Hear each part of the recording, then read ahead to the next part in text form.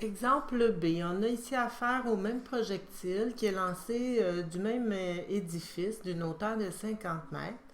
La balle est lancée horizontalement. Donc, on a encore affaire à un projectile lancé horizontalement, ce qui nous donne tout de suite la vitesse initiale en Y.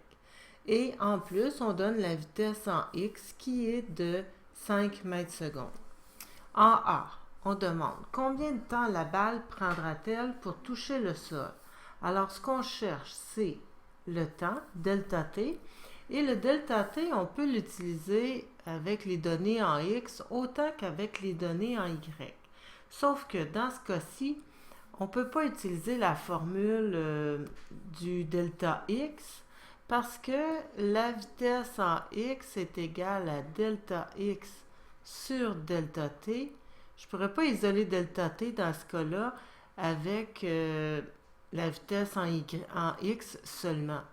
J'aurais deux inconnus dans cette équation-là. Ça ne fonctionne pas.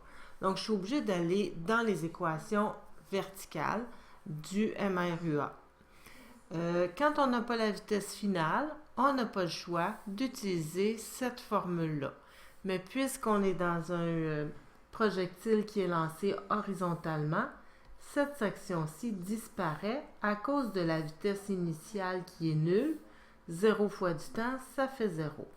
Rappelez-vous que ça simplifie de beaucoup le problème quand on utilise cette formule-là pour un mobile lancé horizontalement. Donc, delta Y, on peut le trouver avec une demi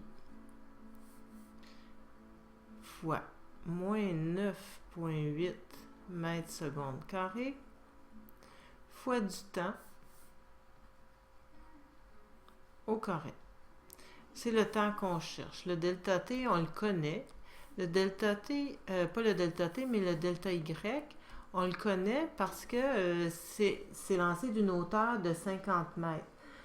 Si je trouve le delta Y en faisant position finale moins position initiale, je recommence. Position finale moins position initiale, je me retrouve avec une valeur négative parce que la position finale, c'est au sol qui est plus bas que le haut de l'édifice à 50 mètres. Je me retrouve avec une valeur de moins 50 mètres. Quand j'isole le delta T,